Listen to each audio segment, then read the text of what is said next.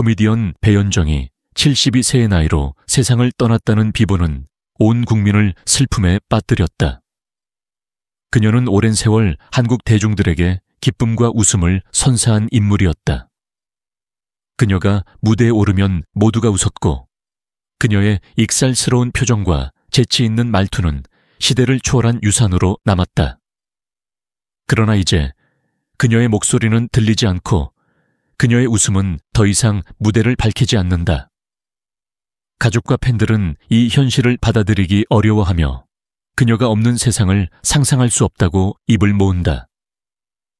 그녀의 남편은 흐르는 눈물을 감추지 못했다. 한평생을 함께했던 동반자가 떠난 자리는 너무도 컸다. 그는 연정이는 무대에서도 집에서도 언제나 활기찬 사람이었어요. 어떻게 이렇게 허망하게 떠날 수 있나요? 라며 끝내 말을 잇지 못했다. 아들 또한 어머니의 부재를 실감하지 못한 듯 침묵 속에서 어딘가를 응시하고 있었다. 그의 눈에 담긴 공허함은 보는 이들의 가슴을 더욱 아프게 했다. 배연정의 마지막 시간은 누구도 예상하지 못한 갑작스러운 것이었다. 몇 주 전까지만 해도 그녀는 평소처럼 지인들과 통화하며 밝은 목소리로 인사를 건넸다. 여전히 무대에 대한 열정을 품고 있었고 후배들에게 따뜻한 조언을 아끼지 않았다. 하지만 어느 날 그녀는 갑자기 몸에 이상을 느꼈다. 처음에는 단순한 피로라고 생각했지만 통증은 점점 심해졌다. 결국 가족들의 간곡한 부탁에 따라 병원을 찾았고 그곳에서 충격적인 소식을 듣게 되었다. 입원 후에도 그녀는 여전히 희망을 잃지 않았다. 간호사들에게 농담을 건네며 특유의 유머 감각을 유지했고 가족들에게 걱정하지 마, 나 금방 나을 거야 라고 말하며 웃어 보였다. 하지만 그녀의 몸은 점점 쇠약해져 갔다. 그녀를 걱정하며 곁을 지키던 남편과 아들은 아무것도 할 수 없는 무력감에 빠졌다. 밤새 병실을 지키며 손을 꼭 잡고 있던 가족들은 그녀가 아파하는 모습을 보는 것조차 고통스러웠다. 그녀를 사랑한 팬들도 그녀의 상태를 걱정하며 소식을 기다렸다. SNS에는 그녀의 쾌유를 비는 메시지들이 넘쳐났다. 많은 후배 코미디언들은 선배님은 언제나 후배들에게 따뜻한 분이셨습니다. 부디 다시 건강한 모습으로 돌아와 주세요. 라며 간절한 마음을 전했다. 그녀가 코미디계에서 남긴 발자취는 너무도 컸고 그녀의 존재는 단순한 코미디언이 아니라 하나의 상징과도 같았다. 그러나 병세는 점점 악화되었고 가족들은 기적을 바랐지만 그녀는 더 이상 그 기대에 부응할 수 없었다. 그녀는 마지막 순간까지도 가족들에게 따뜻한 미소를 보이며 손을 꼭 잡았다. 너무 슬퍼하지 마. 나 여기서도 웃고 있을 거야. 그 말이 그녀의 마지막 인사가 되었다. 그녀의 예명에 얽힌 이야기는 흥미롭다. 많은 사람들은 배연정이 배일집과 함께 개그 콤비로 활동하며 배 씨 성을 사용하게 되었다고 알고 있었지만 사실 그녀의 예명은 가수 데뷔 시절 스승 배상태와 그의 제자 배호를 따라 정한 것이었다. 1969년 그녀는 가수로 무대에 오르며 예명을 정했으나 운명의 장난처럼 코미디계로 방향을 틀게 되었다. 방송국에서 우연히 김경태 PD의 눈에 띄어 배삼룡과 함께 꽁트 코미디를 촬영했고 그 작은 기회가 그녀의 인생을 바꾸어 놓았다. 그렇게 MBC 공채 개그우먼으로 발탁된 그녀는 이후 수많은 코미디 프로그램에서 활약하며 대중들에게 큰 사랑을 받았다. 배연정과 배일집의 케미는 당대 최고였다. 1980년대 두 사람이 함께 출연하는 코미디 프로그램은 폭발적인 인기를 누렸다. 그들의 자연스러운 호흡은 실제 부부가 아니냐는 오해를 불러일으킬 정도였으며 심지어 개그 설정 속 부부관계가 너무 자연스러워 계약금과 출연료가 함께 송금된 적도 많았다. 이 모든 것이 그녀의 연기력과 개그 감각이 빛을 발한 증거였다. 그러나 그녀의 인생이 항상 웃음으로만 채워진 것은 아니었다. 한때 그녀는 사업에 뛰어들며 새로운 도전을 했다. 연정국밥이라는 브랜드를 내걸고 소머리국밥 체인점을 운영하며 승승장구하던 그녀는 미국 시장까지 진출하려는 야심을 품었으나 뜻대로 되지 않았다. 미국 진출이 실패한 것도 모자라 국내에서는 광우병 파동으로 인해 소고기에 대한 불신이 커지면서 사업은 큰 타격을 입었다. 한순간에 강남에 있던 빌딩 니체에 달하는 재산을 잃었고 이는 2013년 기준으로 환산하면 무려 1,000억 원이 넘는 금액이었다. 그녀의 인생에서 가장 큰 실패였지만 배연정은 좌절하지 않았다.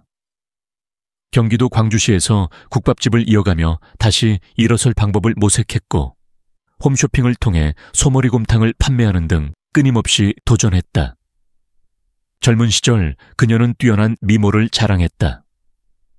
우연의 일치일지 모르지만 가수 채연과 얼굴이 닮았다는 이야기가 많았고 심지어 코에 있는 점의 위치까지 비슷해 모녀 관계가 아니냐는 소문이 돌기도 했다. 또한 올림픽 금메달리스트 양궁 선수 기보배와도 닮았다는 이야기가 나올 정도로 그녀의 외모는 많은 이들의 관심을 끌었다. 그러나 그녀는 자신의 외모보다 개그우먼으로서의 자질과 연기력을 더욱 중요하게 생각하며 대중들에게 다가갔다. 하지만 그녀의 인생에서 가장 큰 위기는 건강 문제였다. 2003년 그녀의 몸에서 악성 종양이 발견되었고 이는 자칫하면 췌장암으로 발전할 수 있는 위험한 상태였다. 병원에서는 즉시 수술이 필요하다고 했고 그녀는 망설임 없이 수술대에 올랐다. 췌장의 95%를 절제해야 하는 대수술이었고 결국 그녀는 췌장을 단 5cm만 남긴 채 살아가야 했다. 수술은 성공적이었지만 이후 그녀는 당뇨병을 앓게 되었다.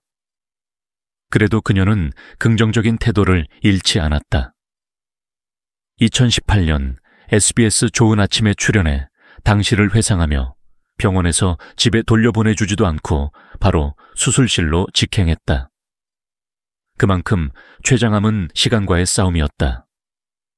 하지만 초기에 발견해 치료를 받을 수 있었으니 얼마나 다행인가라고 말하며 다시 한번 감사한 마음을 전했다. 그녀의 인생은 그야말로 희극과 비극이 교차하는 한 편의 드라마였다. 웃음을 주기 위해 살았지만 삶은 결코 그녀에게 웃음만을 허락하지 않았다. 실패와 도전, 그리고 다시 일어서는 과정 속에서 그녀는 포기하지 않는 법을 배웠고 그 정신은 후배들에게 큰 귀감이 되었다. 그녀의 이야기는 단순한 코미디언의 인생을 넘어 한 인간이 역경을 어떻게 극복하는가를 보여주는 강렬한 사례였다. 배연정이 우리에게 주었던 것은 웃음뿐만 아니라 인간의 한계를 뛰어넘는 도전 정신이었습니다. 여러 차례의 실패와 고난 속에서도 그녀는 결코 포기하지 않았습니다. 사업 실패로 인한 큰 경제적 손실, 그리고 건강 문제로 겪은 힘든 시간을 겪으면서도 그녀는 다시 일어섰고 끊임없이 도전하고자 했습니다. 이 모든 과정에서 그녀는 자신만의 방식으로 가족과 팬들에게 따뜻한 에너지를 주었으며 많은 이들에게 용기와 희망을 전달했습니다. 배연정은 그 어떤 어려움이 닥쳐도 웃음을 잃지 않았습니다. 그녀가 무대 위에서 보여준 유머는 단순한 웃음거리 이상이었으며 그 웃음 속에는 인생의 고통을 이해하고 이를 극복하려는 강한 의지가 담겨 있었습니다. 그녀의 개그는 단순한 장난이 아니라 삶을 진지하게 마주하고 이를 긍정적인 에너지로 승화시키려는 시도였습니다.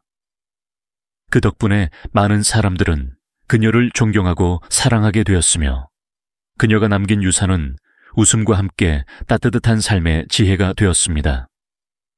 배연정의 가족과 그녀를 사랑한 모든 사람들의 아픔은 말로 표현할 수 없을 만큼 깊을 것입니다. 그러나 우리는 배연정이 남긴 삶의 흔적을 통해 그녀의 가르침을 기억하고 그 사랑을 계속해서 이어가야 합니다.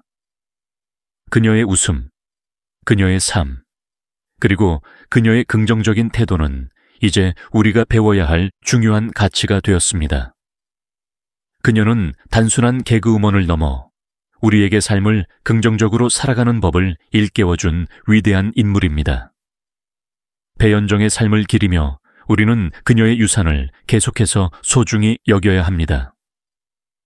그녀의 가족, 그녀의 팬들, 그리고 그녀와 함께했던 모든 이들이 그리워할 배연정은 우리에게 웃음뿐만 아니라 삶의 의미를 되새겨주는 특별한 존재였음을 잊지 말아야 합니다.